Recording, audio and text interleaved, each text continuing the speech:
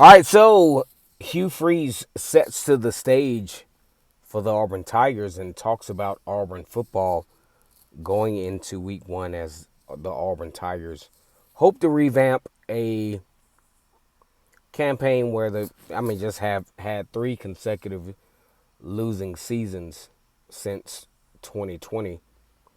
Go ahead and like the video, comment, and subscribe to Vernon Speak Sports. Auburn, down in Deep South, college football is king. And on the plains of Auburn, the battle cry is War Eagle. Now, we're going to break down Hugh Freeze's presser for the upcoming game against Alabama A&M. And it's deeper than the actual outcome of Alabama A&M. But, I think Hugh Freeze wants to let everyone know that this program is moving in the right direction. Number one, he talks about the offensive line. He talks about rotation with the offensive line. I mean, he is not a big guy on depth charts and things like that. But I think Hugh Freeze wants to let everybody know that he has a hold on the program. And although whatever the outcome of Alabama A&M will not be the litmus test of what Auburn will have to offer, I think we will see more as Auburn gets into Power 5 play against California. But I think this is a game that from an intentional standpoint with Alabama A&M that Auburn is actually taken seriously. I think Auburn has to take seriously the personnel that they switch in and out. I think Auburn has to take seriously extending fall camp into a live game situation. I think they have that opportunity. Now, normally, and it hasn't been the case in the past few years, but normally Auburn is one of those teams that, say, starts out with Clemson or starts out with the Washington or starts out with Oregon, to where you're trying to figure this stuff out against a team that, is going to be competitive in their own respective conferences. And you have Alabama A&M, a FCS school that, has a lot of question marks at the quarterback, has a lot of question marks because they bought a lot of, coordinators in coming into this season. Now, Auburn has some question marks of their own. They're kind of thin in the secondary. Keontae Scott, I don't know, may be able to go. All intel says that he should be healthy to go, but, considering the trajectory of the game, he might sit out. You have, other guys who have been kind of plagued with injuries that might not be able to go, and that may turn into they won't go. They may hold them out until the California game in the ensuing week. A huge game for Auburn. But Auburn, I think Auburn has to answer some questions of themselves in week one. The personnel at wide receiver. Who's going to be the go-to guy? Everybody's been talking about Cam Coleman. Nobody's talking about Dre Lambert Smith. I think he's going to be that guy that can help control the line, the down and distance from a receiver standpoint. So we got to look at that. We got to look at the fact that Auburn has so many guys on the defensive side of the football field that will get some playing time as well to add some depth to that part that was kind of plagued in the middle of the season. Probably cost them against those games against Texas A&M, LSU, and Georgia, Alabama. We don't know. All I know is this. I think Hugh Freeze in this presser really made some things clear. Really made some things clear as far as accountability. Hey, we're going to look at film. We're going to see which wide receiver is going to step up to the plate. We're going to see which offensive lineman will step up to the plate from that, especially with the question marks at the guard position and the tackle position. And he said a lot of great things about Hank Brown. He said Hank Brown can throw the ball well downfield. We're going to see if Peyton Thorne can hold on to his position as the number one quarterback for Auburn, which I think he will. Down in Deep South, college football is king. On the plains of Auburn, the battle cry is War Eagle. My name is Kennard Vernon Stewart here for the podcast. Subscribe to Vernon Speak Sports Auburn. And as always, it's great to be an Auburn Tiger. War Feeling Eagle. on who might be the first to go out there? Or is it going to be a rotation as well? Let's say Keontae's healthy. He'd probably be the first one that went. If he's not, I would think it'd be Dre. And then after that, Bryce or Malcolm.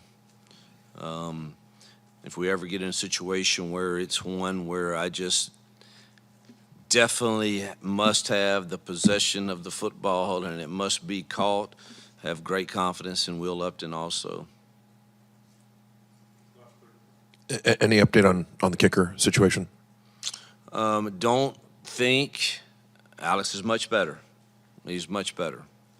And he's getting better. I don't think he will be ready to go, but don't hold me to that. So Towns is prepared and ready to go, and has had a really good week last week, and so we're that's where I think it's headed.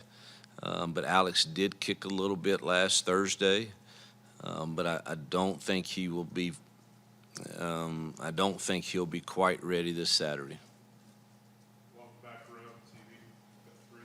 Thank you.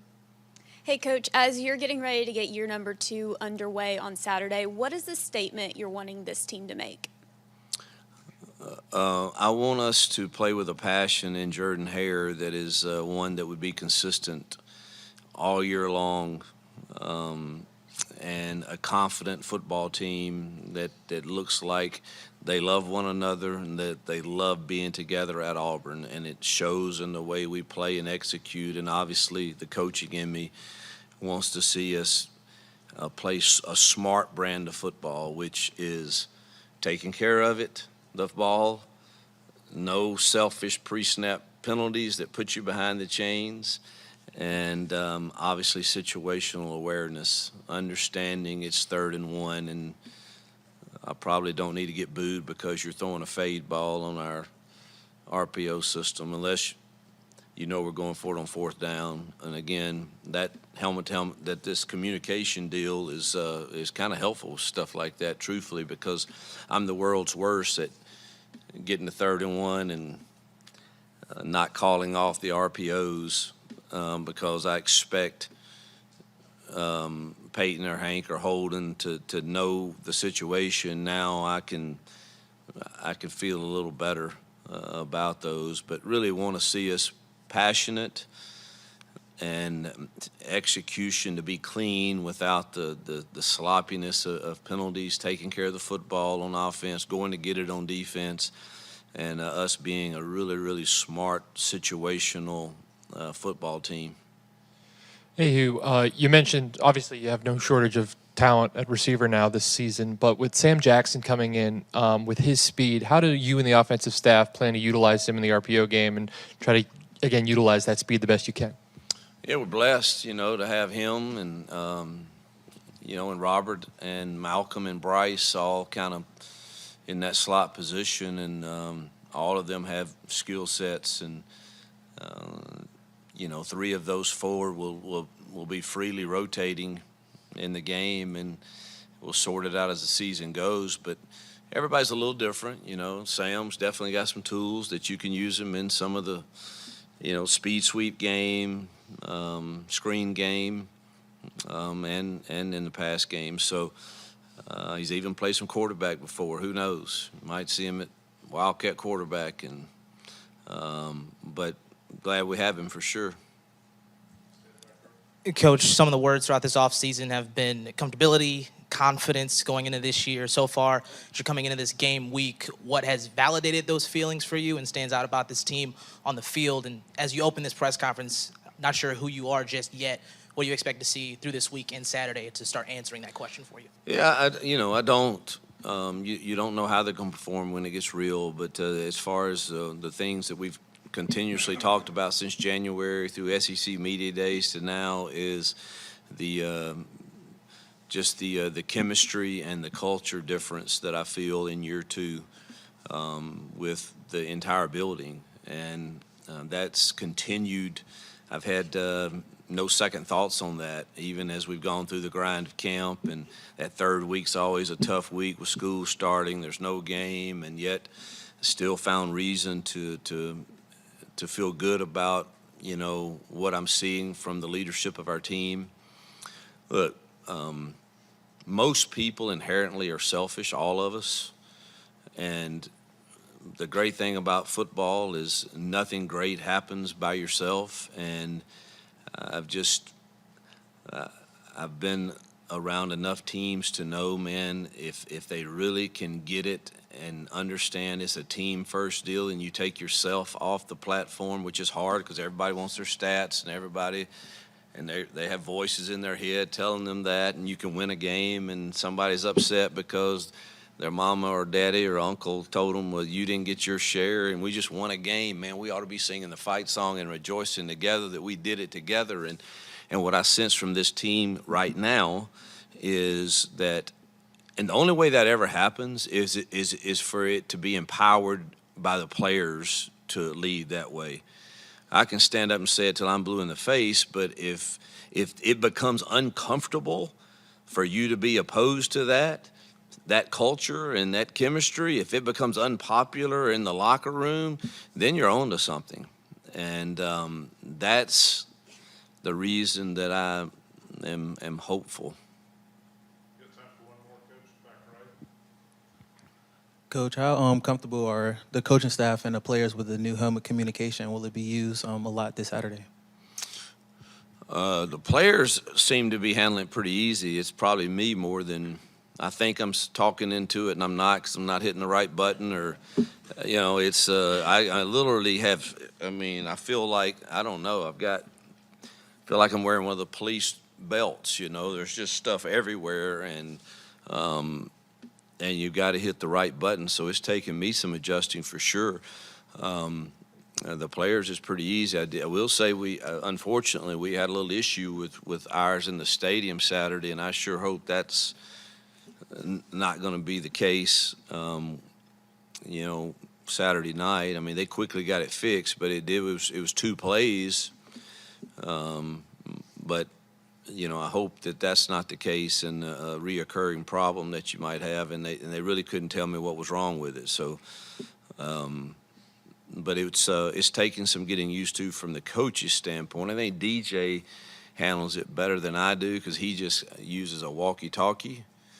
But my hands are so full that I don't. I'm trying to use all the buttons, and maybe that's a mistake. I don't know, but